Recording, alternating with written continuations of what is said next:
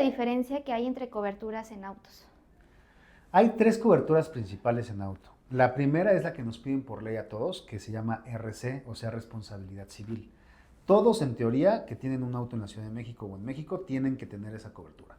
Básicamente es, si tú le pegas a alguien, si tú chocas a alguien, la aseguradora va a cubrir ese gasto, pero no te cubren el de tu auto. Lo que haya pasado con tu auto, tú lo pagas completamente. La segunda generalmente es la cobertura amplia, que es la que yo recomiendo y es la que la mayoría de la gente que tiene un seguro necesita. La cobertura amplia, pues básicamente te cubre los daños del tercero, o sea, la responsabilidad civil, pero también los tuyos. Entonces, si tú chocaste, la aseguradora va a pagar lo del otro coche, pero también te pagan el tuyo. Únicamente tú pagas el deducible, que generalmente es del 5% del valor de tu auto.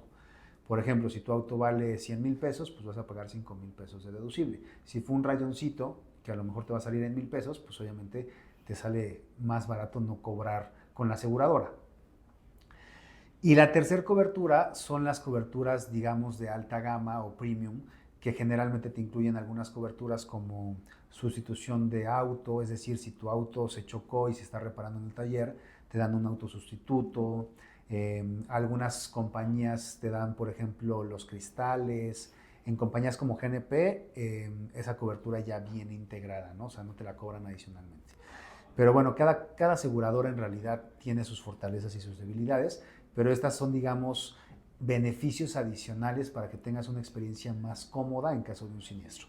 Yo generalmente la que yo tengo, la que yo ocupo es la cobertura amplia para que si yo pego o me pegan, pues esté cubierto, ¿no? Y si, por ejemplo, yo tengo un seguro de auto y jamás choco, ¿es inútil tenerlo? Pues sí y no, porque al final del día no te van a regresar dinero, o sea, tu seguro simplemente estuvo ahí y no lo ocupaste, pero pues yo te diría que cualquier persona que haya tenido algún siniestro, te podemos decir que es abismal la diferencia que sientes cuando tienes un seguro y cuando sabes que toda la responsabilidad va a caer en la aseguradora, que cuando no lo tienes, ¿no? Y un choquecito te puede destantear económicamente. Básicamente esta es una transferencia del riesgo, o sea, lo que las aseguradoras adquieren, el servicio que las aseguradoras dan, es transferir el riesgo que tú tienes en tu día a día, en tus traslados, en tus vacaciones, etcétera. Ese riesgo que tienes lo trasladas a una institución, ¿no? Okay. Entonces, pues yo te diría como tal que no es inútil, sino que simplemente este tipo de seguros, la realidad es que son para no usarlos. Okay. Hay otros seguros que son, por ejemplo, de ahorro, de inversión, que son para usarlos. Pero este tipo de seguros, de autos, de gastos médicos, etcétera, son seguros que uno siempre quiere tener, pero nunca usar. Okay. ¿Es mejor pagar el seguro de auto anual o mensual? Las pólizas siempre son anuales, entonces lo ideal siempre va a ser que lo pagues de forma anual, porque de esa forma no te cobran nada de financiamiento. Las aseguradoras te dan opciones de pagarlo anual, pero también lo puedes pagar semestral, trimestral o incluso mensual. Nada más que ese financiamiento que la aseguradora hace te cuesta dinero a ti. Muchas veces los agentes lo que hacemos es que les damos meses sin intereses, pero al final del día, si lo haces con una tarjeta de crédito, tú estás pagando la anualidad y nada más el banco te va a empezar a cobrar mes a mes. Pero si tú como tal lo haces con una tarjeta de débito o con aportaciones en efectivo, etcétera, la realidad es que te conviene mucho más pagarlo de forma anual. Esto depende de las posibilidades de cada quien, porque también si no tienes la posibilidad para pagar el seguro de forma anual, pues lo puedes hacer mensual sin ningún problema. Y tampoco te creas que la cantidad sube tanto. O sea, supongo que de un seguro de 10,000 pesos, a lo mejor te va a subir unos 1,000, 1,500 pesos al año ese financiamiento y se va a diferir entre las 12 mensualidades. Entonces, tampoco es que se vuelva impagable, ¿no? Okay. ¿Qué tan real es que las aseguradoras buscan no pagar los siniestros? Es una muy buena pregunta. De la respuesta corta es que es falso, ¿no? Y no te lo digo como agente de seguros, sino te lo digo como usuario. O sea, la aseguradora al final del día está regida por leyes, la supervisa la Comisión Nacional de Seguros y Fianzas, la Secretaría de Hacienda, o sea, está vigilada, la Conducef, etcétera. Lo que sí llega a pasar mucho es que de repente hay desinformación o contrataron un seguro sin un agente y entonces no les explicaron algunas cuestiones, etcétera. Lo que la aseguradora sí siempre está buscando, que eso sí es una realidad, siempre busca cualquier cosa que sea anormal, cualquier cosa que no esté dentro del contrato que tú firmaste con ellos. ¿A qué me refiero con esto? Algo que no esté dentro del contrato, por ejemplo, es que tú tengas una falla mecánica y que tú quieras que te paguen por una falla mecánica. Algo anormal sería, por ejemplo, que tú ibas conduciendo bajo los efectos del alcohol o de las drogas.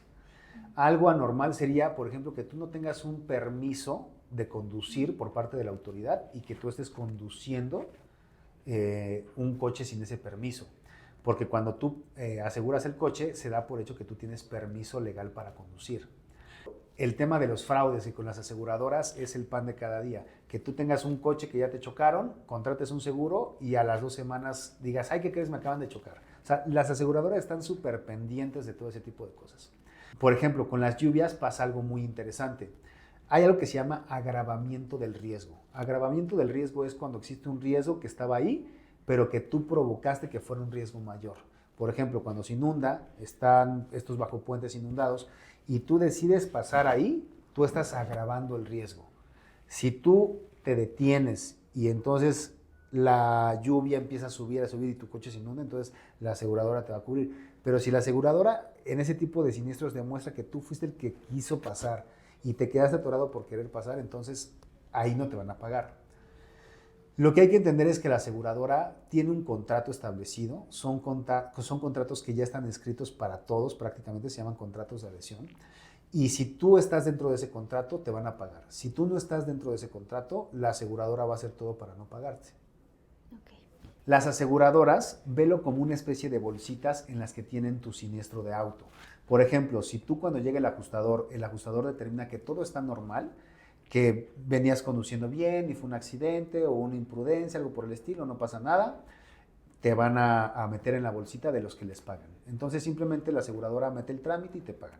Pero si el ajustador cuando llega identifica algo raro, algo sospechoso, que los hechos no cuadran, que te pusiste muy nervioso, no sé, alguna cosa que no le cuadre, entonces te van a poner en otra bolsita.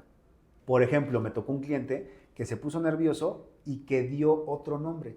Y cuando le pidieron su INE, entonces la aseguradora vio que no coincidía el nombre que dio con el INE.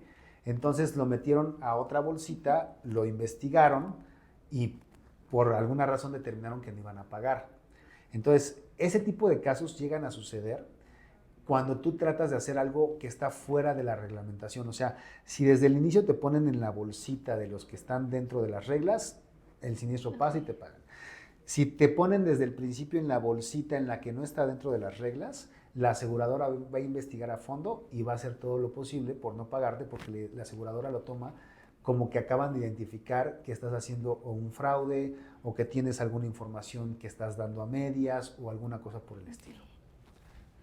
¿Qué pasa si la póliza está a mi nombre, pero quien tuvo el siniestro o el choque fue mi hermana, por ejemplo? No pasa absolutamente nada porque lo que está asegurado no eres tú, sino el auto como tal. Y te tienen que pagar. Siempre y cuando tu hermana tenga una licencia de conducir, que esté autorizada por la ley para poder conducir, siempre y cuando tu hermana no venga en estado de ebriedad o bajo la influencia de las drogas, etc. O sea, siempre y cuando no haya roto las mismas reglas que tú no podrías haber roto si hubieras conducido, ¿no? Si es así, simplemente la aseguradora levanta un reporte, venía conduciendo, etcétera, y se acabó el problema. De hecho, en algunas aseguradoras te piden que declares la edad del conductor habitual, pero ni siquiera te piden su INE ni nada de eso, simplemente dices, el conductor habitual tiene 40 años, es su nombre y se acabó, ¿no? Y un código postal X. Entonces realmente no hay ningún problema con eso. Solo hay que tener cuidado con cumplir las reglamentaciones generales, que son incluso hasta sentido común, porque obviamente, por ejemplo, si tú contrataste el seguro, pero tienes un hijo a lo mejor de 13, 14 años y es el que chocó, pues obviamente la aseguradora no te va a cubrir, ¿no? Entonces, sí hay que tener cuidado con esos detalles, pero siempre y cuando estés dentro de las reglas, es muy común que tú le hayas prestado el coche a tu hermana o que es el coche familiar y que lo ocupan 2 o 3 personas, o sea, con todo eso no hay ningún problema. Si tengo un choque y requiero de atención médica, ¿me lo pagan o no me lo pagan? Ok, es muy buena pregunta. Primero que nada hay que revisar tu póliza para ver si viene una cláusula que se llama atención médica a ocupantes. Esto quiere decir que tú vas a tener una cantidad que viene, que generalmente por cajón es como unos 300, 400 mil pesos, para que puedas atender con ese dinero a uno o a la cantidad de ocupantes que vengan en el auto. Por ejemplo, si vienen 4 y tú quieres que los 4, porque fue un choque gravísimo, sean atendidos, pues obviamente no te va a alcanzar ese dinero. Tendríamos que ver si ellos tienen por aparte un seguro de gastos médicos mayores, etcétera. Pero si tú, por ejemplo, vienes solo en tu coche y tienes un choque menor y de repente dices, híjole, no sé, me rompí el brazo y tengo que ir a que me lo arreglen, pues van a ser, no sé, 20, 30 mil pesos de la cuenta. Ah, bueno, eso sí te lo van a pagar. Te van a dar generalmente un pase médico y tienes hasta esa cantidad para que te cubran. Pero si tú, por ejemplo, fue un choque gravísimo y estás en terapia intensiva y pues de una cuenta en un hospital de 1 o 2 días en terapia intensiva puede llegar a más de $1,000,000, más cirugías, etcétera, pues obviamente la aseguradora va a decir, ¿sabes qué? Yo te pago hasta 300,000 pesos y lo demás corre por tu cuenta, ¿no? Entonces, también ahí puedes complementar con un seguro de gastos médicos mayores, que bueno, es otra cosa, es otro tema. Pero, digamos que si es una cuestión menor, o por ejemplo que los 4 que venían en el coche se lastimaron el brazo, pues hay que ver cuánto va a ser de esos 4 y que no rebase el monto que viene en tu carátula de la póliza, ¿no? Generalmente dice asistencia médica ocupantes y viene una cantidad, generalmente son 300, 400 mil pesos. Tú puedes incluso pedirle a tu agente que te la suba y obviamente te cobran un poquito más. Y entonces ya a lo mejor no es de 300, sino es de $1,000,000, por decirte algo, ¿no? Pero eso ya depende de cómo lo veas tú, de si lo requieres, de si lo platicas con tu agente. Por eso es que es tan importante tener un agente y no hacerlo por tu cuenta, por internet o demás, porque al final del día el seguro te va a costar lo mismo, pero no vas a tener una asesoría gratuita que podría ayudarte a tomar mejores decisiones. Okay. ¿Cómo influye tu historial crediticio al momento de contratar un seguro de auto? No influye en realidad, porque el historial crediticio es para demostrar otro tipo de cuestiones que las del seguro. Lo que sí puede llegar a ocurrir es que si, por ejemplo, eres una persona que regularmente choca y tiene siniestros, la aseguradora te va a identificar como una persona que es más propensa al riesgo. Entonces te van a meter en una clasificación de mayor riesgo y el seguro te va a cobrar algo que se llama extra prima. Quiere decir que como ya determinaron que tú tienes más riesgo, la aseguradora en vez de cobrarte 1,000 pesos te va a cobrar 1,500 o 2,000 pesos, ¿no? Por ponerte un ejemplo. Entonces, sí es importante, pues obviamente, que tú trates de ocupar el seguro cuando es necesario y pues que no estés, pues, perdón la redundancia, pero chocando y chocando y chocando, porque entonces obviamente tu seguro te puede salir más caro. Algunas veces se soluciona cambiándote de compañía aseguradora cuando no es algo tan recurrente. Sin embargo, las aseguradoras comparten información. Entonces, si eres una persona con el mismo coche que ha chocado pues 2, 3 veces en un año, pues al siguiente año, obviamente, aunque te cambies de aseguradora, te van a cobrar más porque es un coche que ya tiene demostrada una alta siniestralidad. Incluso puedes llegar al punto en el que la aseguradora pues no te quiera cubrir y que rechace la solicitud. ¿Y qué pasa si mi choque estuvo muy fuerte y no sé si es pérdida total o no? Ok, aquí pueden pasar 3 cosas. Si la aseguradora determina que el nivel del choque ya dejó destruido el coche en un 75%, es pérdida total en automático. O sea, ya la aseguradora lo determina como pérdida total, te van a pagar lo que venga en tu póliza que diga que es el costo de tu auto, menos el deducible, que en pérdida total generalmente es el 10%. Es decir, si tu auto dice ahí que vale 100,000 pesos, te van a dar 90,000 pesos.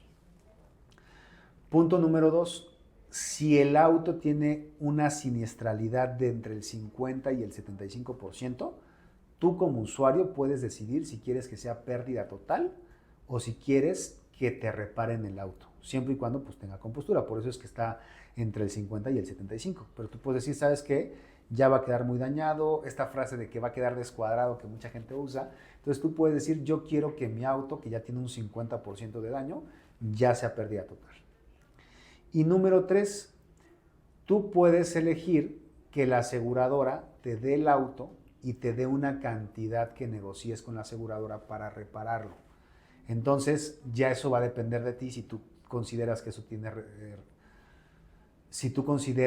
tiene reparación, si alguien ya te asesoró, etcétera, entonces también lo puedes hacer. ¿Qué factores hacen que un seguro de auto sea más caro o más barato? Las coberturas principalmente. La cobertura básica es, digamos, la responsabilidad civil y la responsabilidad de tu propio auto, ¿no? Eso es lo que la mayoría de los seguros de cobertura amplia cubren. Sin embargo, hay algunas coberturas adicionales, por ejemplo, como la rotura de cristales. La rotura de cristales, por ejemplo, es si se te rompe el parabrisas, el medallón de la parte de atrás o los cristales laterales. Si se te rompe un cristal de esos o alguien te dio un vidriazo, etcétera, y no tienes esa cobertura, tú tienes que pagar el 100% de eso. Si tú tienes la cobertura de rotura de cristales, generalmente tiene un costo como del 20% el deducible y el resto lo paga la aseguradora. Coberturas como Coberturas como equipo especial. ¿A qué me refiero? Si tu auto de agencia tiene cierta estructura y tú le pones el tumbaburros y tú le pones unas luces LED que salen y le pones para que esté más alto, etcétera, todo eso obviamente te va a costar más caro y tú lo tienes que declarar a la aseguradora porque si no lo haces, la aseguradora puede argumentar que no le diste toda la información y puede no pagarte. Entonces, todo ese tipo de coberturas adicionales tienen un costo adicional. También otra cosa que puede influir dependiendo de cada aseguradora es la siniestralidad en ese tipo de coche específico. Por eso es común que de repente digas, oye, coticé en 3 compañías, ¿no? A, B y C. Y el coche 1 en A me salió más barato que en las otras 2, pero el coche 2 en B me salió más barato y el coche 3 me salió más barato en C. ¿Por qué? Porque las compañías, dependiendo de la gama y dependiendo del coche y de la siniestralidad, van haciendo esas cotizaciones.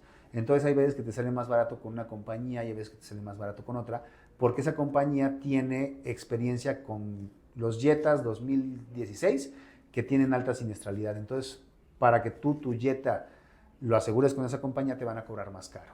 Okay. ¿Y cómo se manejan las coberturas de asistencia vial? La mayoría de las aseguradoras grandes te dan esta cobertura de cajón. Es decir, por ejemplo, si tú llegas a ponchar una llanta, te mandan a alguien para que te ayude a cambiarla. Si tú llegas a quedarte sin batería, les puedes llamar para que vayan a pasarte corriente. Si tú necesitas una grúa, pues generalmente te incluyen la grúa en el servicio. Salvo que tengas una cobertura básica de responsabilidad civil, en la cual pues no te protegen tampoco tu propio auto. En la mayoría de las aseguradoras, en cualquier cobertura amplia, te incluyen este servicio, ¿no? Que es básicamente asistencia vial para ese tipo de cosas, incluso si te quedas sin gasolina. Van y te dan un poquito de gasolina sin costo para que puedas llegar a una gasolinera, etcétera, ¿no? Tú únicamente marcas, te mandan a una persona que llega en un carrito o en una moto y te cambia la llanta o te pasa batería o te echa gasolina. O sea, es una cobertura, digamos, de cajón en la mayoría de las aseguradoras. Si tengo un auto y lo meto a trabajar en Didi o en Uber y choco, ¿me pagan o no me pagan? Si tú declaraste al momento de abrir tu seguro que ibas a ocupar ese auto para aplicaciones como Uber, como Didi, etcétera, y pagaste el adicional, porque todas las aseguradoras te cobran un adicional por ser un auto que tienes trabajando en estas aplicaciones, sí te van a pagar sin ningún problema. Pero si tú contrataste el seguro de tu auto en enero y metiste a trabajar tu coche en febrero, marzo y chocaste, no te van a pagar. ¿Por qué? Porque tú no declaraste que ese auto iba a ocuparse para esas aplicaciones. Y obviamente el riesgo que existe si tú lo traes trabajando 8 o 10 horas, a diferencia de que si nada más lo ocupas media hora para tu traslado o una hora, el riesgo es abismalmente más grande y la aseguradora te cobra mucho más por eso. Yo te diría que un auto hay veces que, no sé, el seguro normal te puede salir en 10,000 pesos y el de aplicación te puede salir en 25,000 pesos.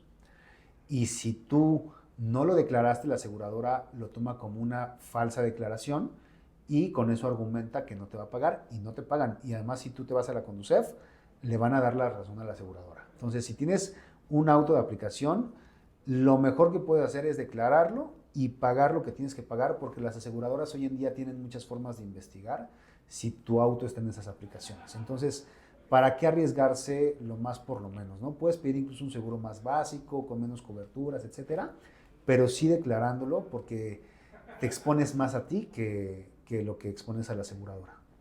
Y si, por ejemplo, este seguro lo utilizas para viajes, pero no está en ninguna de estas dos aplicaciones o cualquier aplicación en general, no hay ningún problema. Tú puedes viajar con tu coche, puedes irte de viaje, usarlo en carretera, o sea, tú puedes hacer libre uso de tu auto sin ningún problema.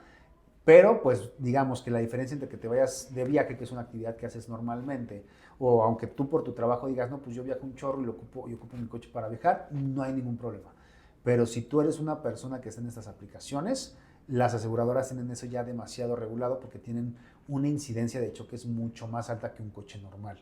Entonces al principio pues no había todo digamos, toda esta regulación que hoy en día sí hay porque pues eran cosas nuevas, pero ya hoy en día en cualquier aseguradora que tú cotices te sale mucho más caro el seguro para coches o motos de aplicación.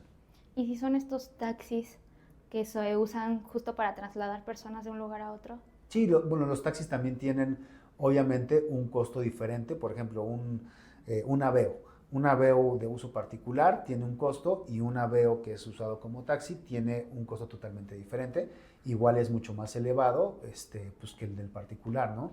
Entonces, nosotros como agentes podemos meterlo como tú nos digas. O sea, si tú a mí no me dices que lo vas a ocupar para aplicación, yo lo meto sin ningún problema.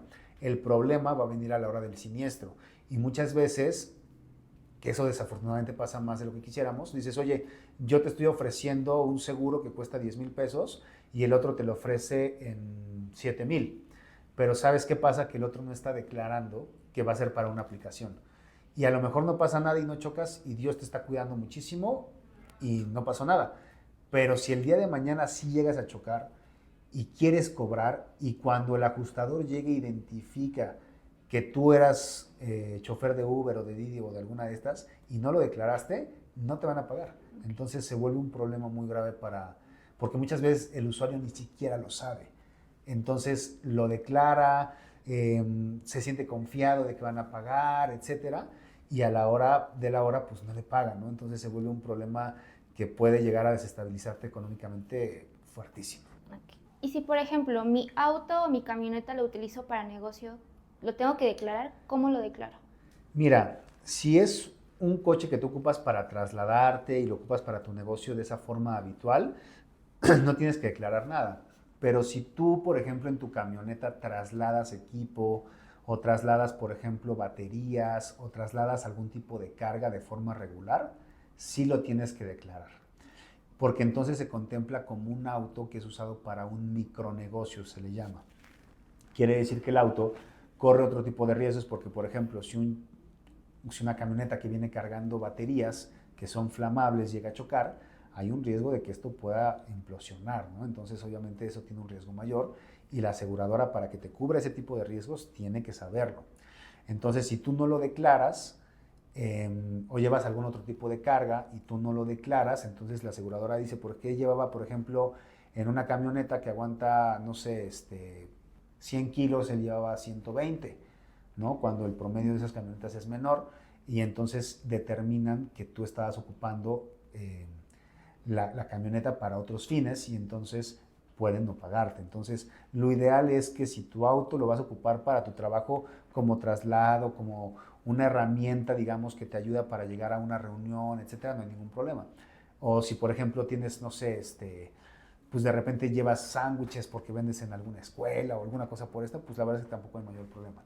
Pero si tú transportas carga, si tú llevas ahí material peligroso, etcétera, sí lo tienes que declarar porque si la aseguradora se entera que estás trasladando esto y no lo declaraste, no te paga el siniestro. Okay.